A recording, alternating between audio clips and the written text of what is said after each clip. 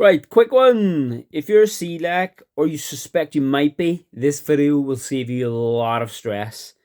I'm Steve. I've been a celiac for nearly 25 years and I'm also a coach. So I've seen this from both sides, living with it and helping people figure out the basics. Here are 5 things nobody really tells you about celiac disease that I wish I knew sooner.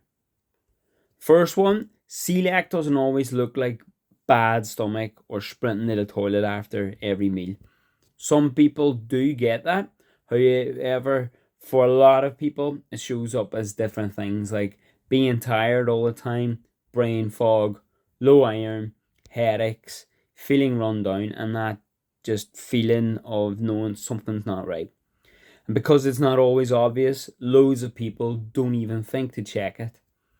So if you've been feeling rough for months and you can't put your finger on why, it's worth looking into it properly.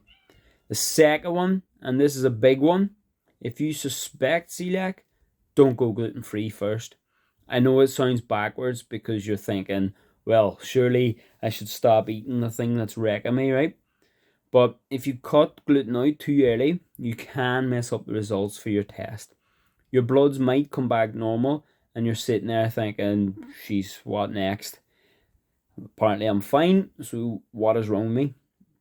When actually you've just stopped the thing they need to see. So the simple advice is keep eating gluten, get tested properly, then go gluten-free the right way. And obviously speak to your GP or healthcare professional, but please don't guess and self-diagnose off of TikTok. The third one, this is where people get caught out. Even when you go gluten-free, you might still feel like shit. And that's not because you're doing it wrong. It's often because of cross-contamination. And it's the boring stuff that does it. Like toasters, chopping boards, shared butter or jam, sauce bottles, air fryers, crumbs on the counter, even takeaway places that say they're gluten-free but don't separate things properly. For celiacs, tiny traces can and do matter. So gluten-free isn't just about swapping bread, it's also about avoiding the stuff that accidentally sneaks in. That one change alone makes a massive difference for a lot of people. The fourth one, this one annoys people, but it's true. Gluten-free doesn't automatically mean healthier. Gluten-free biscuits are still biscuits. Pizza is still pizza and cake is still cake. And listen, I'm not saying you can't have them. I'm just saying if your goal is to feel better, have more energy or lose weight, going gluten-free won't magically fix your diet. What will and still matters is the boring basics.